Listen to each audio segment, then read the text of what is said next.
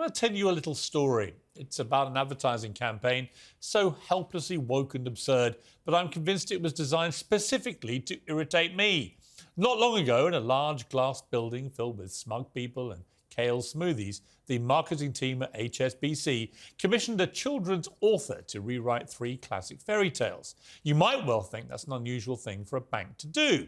If you're sitting comfortably, I'll allow them to explain.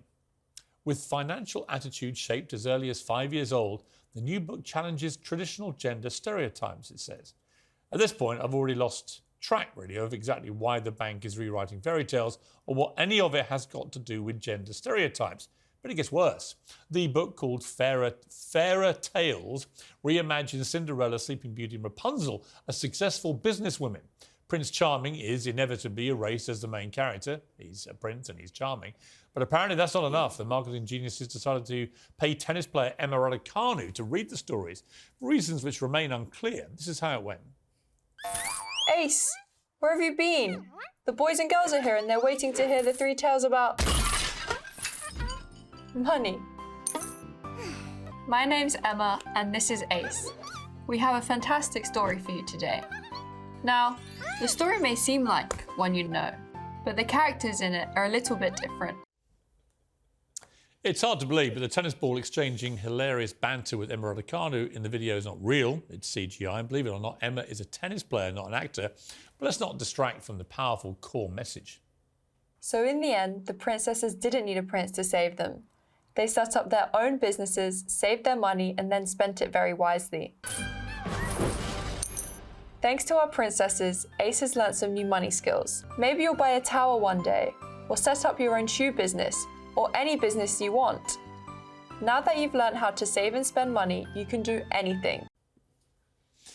Of course, as we all know, the best way to improve the aspirations of women is by trashing men. And as Emma says, women don't need men at all. She certainly never needed any men, as far as we know, to get where she is today, except, well, a father, of course, who manages her career and, well, fathered her. And then there are her 5 coaches, who so far have all been male. Or Max Eisenbud, her agent, who apparently is very, very good at maximising her earning potential, despite being a man.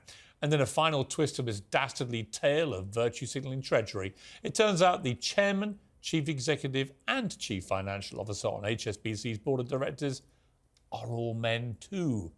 Well, joining me now is Talk TV contributor Esther Cracker, associate editor of the Mirror, Kevin Maguire, and socialist author Grace Blakely. Grace, I don't know where to start with this. I mean, apart from the fact that as a man, let me just offer Miss Raducanu some advice. I think she's great. And when she won the US Open, it was amazing. But she hasn't won a shoebox since then.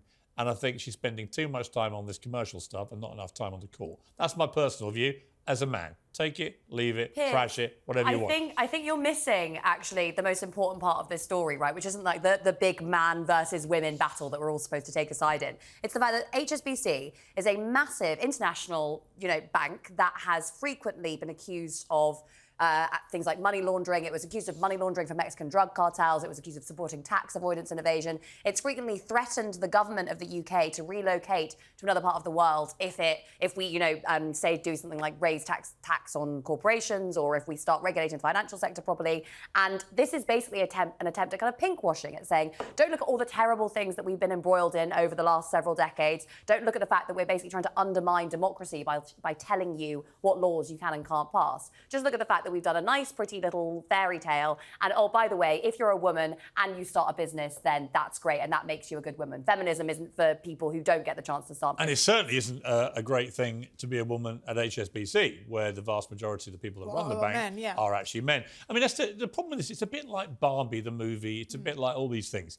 There's a kind of subtext here of, well, men are pointless and annoying, and you should never not just rely on them, but have them in your life. Just expunge men from the world and all will be fine. Well, yes, but I think that we should be more concerned with why a bank or any business feels the need to actually do this. I don't remember asking HSBC what they think about fairy tales or women in business or anything like that. Why can't they just be a business? Why do businesses feel the need to lecture us or take a particular political position as if we need them as our moral arbiters or anything?